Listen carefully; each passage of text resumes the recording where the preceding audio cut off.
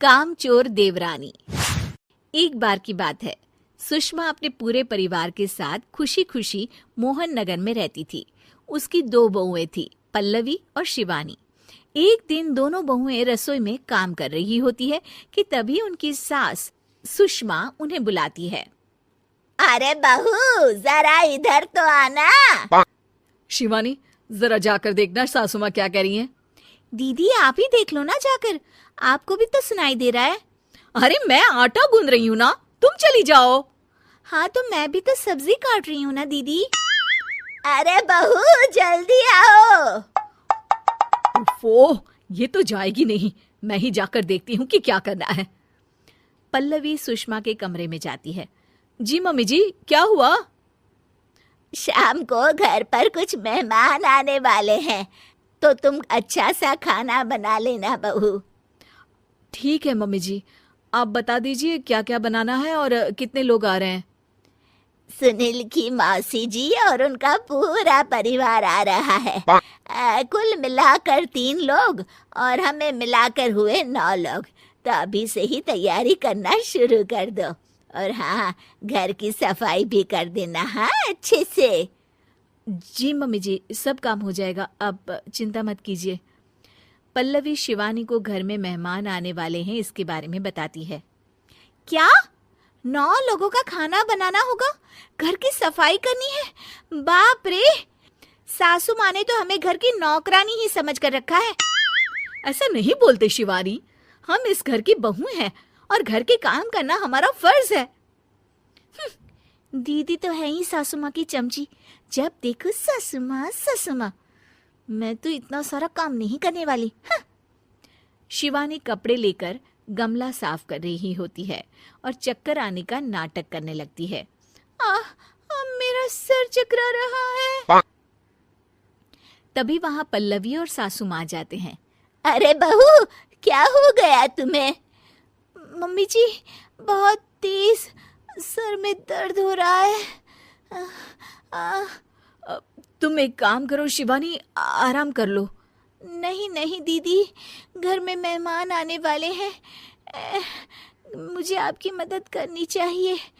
अरे कोई बात नहीं शिवानी, तुम आराम कर लो, मैं सब काम कर लूंगी। ठीक है दीदी, अगर आप इतना कह रही हैं तो आराम कर लेती हूँ। शिवानी आराम से अपने कमरे में मैगजीन पढ़ रही होती है। इसे कहते हैं आराम की जिंदगी। इतना सारा काम। चलो सारा काम खत्म हो गया, शिवानी को देख आती हूँ। शिवानी अपने कमरे में ईयरफोन में गाने सुनते सुनते सो जाती है और उसके साइड में मैगजीन भी रखी होती है। पल्लवी वहां आ जाती है और वो सब देखती है। ओहो, तो मतलब सब काम चोरी का बहाना था। अभी बताती हूँ इसको।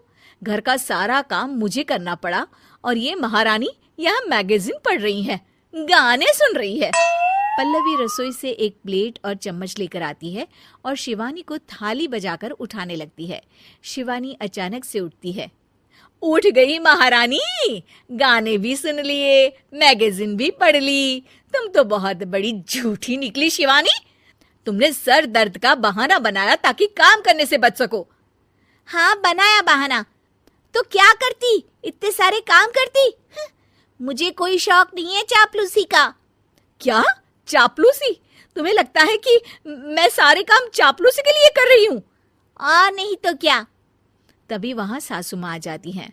अरे बहू, वो लोग बस आने ही वाले हैं, तुम तैयारियां कर लो। जी सासू माँ, तुझे तो मैं बाद में देखती हूँ। सब खाना खाने बैठते हैं और खाना शुरू करते हैं।